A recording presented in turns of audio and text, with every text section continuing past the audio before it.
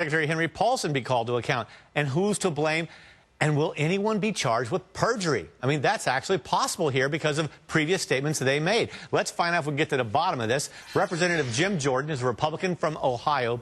Dennis Kucinich is a Democrat from Ohio. Both sit on the Oversight and Government Reform Committee and were in on the hearing today. Congressman Kucinich, is anyone going to launch an investigation of Bernanke and Ken Lewis to see whether they perjured themselves before Congress?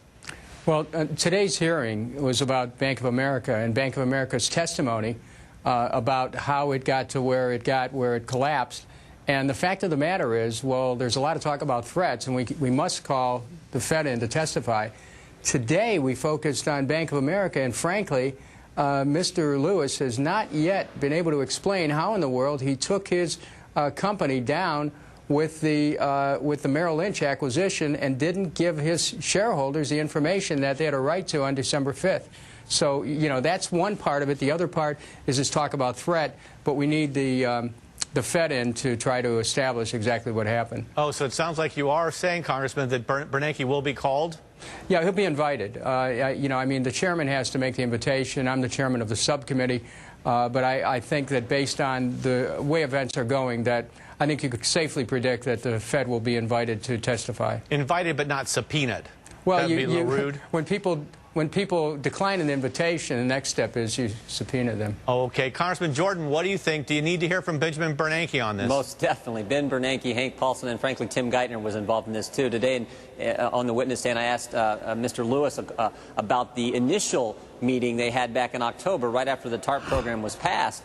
On October 13th, the 9 CEOs of the biggest banks in this country were called to Washington, D.C.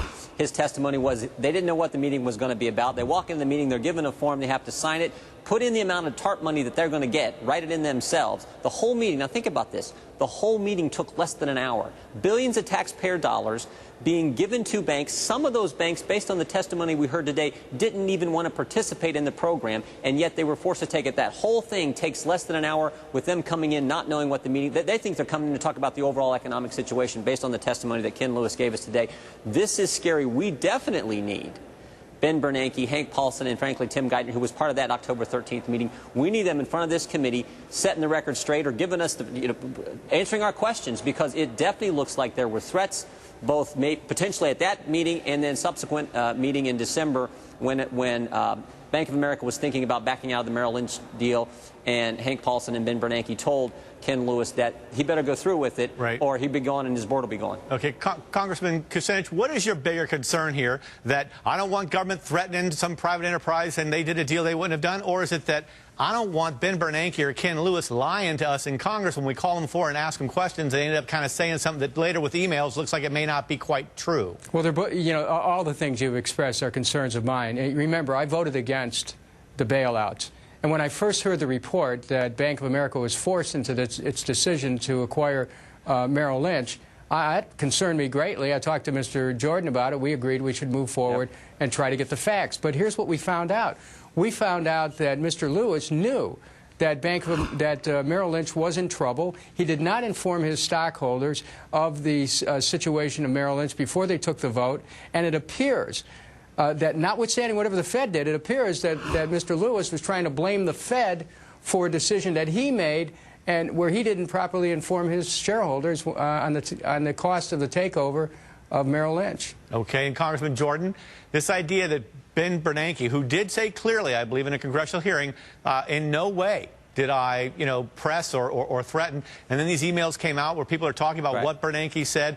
I mean, might Bernanke be charged with any kind of perjury? Well, might he have to step down? We don't know that, but we definitely need him in front of the committee based on what we heard today, answering questions. My bigger concern is this unprecedented level of government influence in the private sector. I mean, think about it.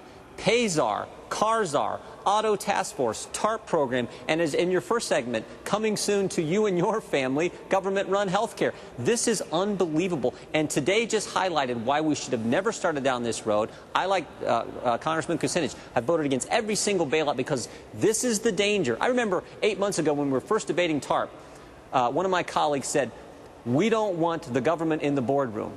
We've flown right past that point, because today we have General Motors 60% equity stake in, or excuse me, the government with a 60% equity stake in General Motors, and a majority of the board that they've appointed. I mean, it's unprecedented where we're at. We have to move back in the right direction. Okay, gentlemen, Congressman Jordan and Kucinich, thank you for being with us. I was supposed to wrap you like 30 seconds ago, but frankly, I'm afraid to interrupt any congressman these days, and you'll see why later in the show. Tune in if you can. Thanks, Dennis. Thanks for being here, guys. You bet. And next up tonight, the members of Congress who had big money in the firms getting bailout money.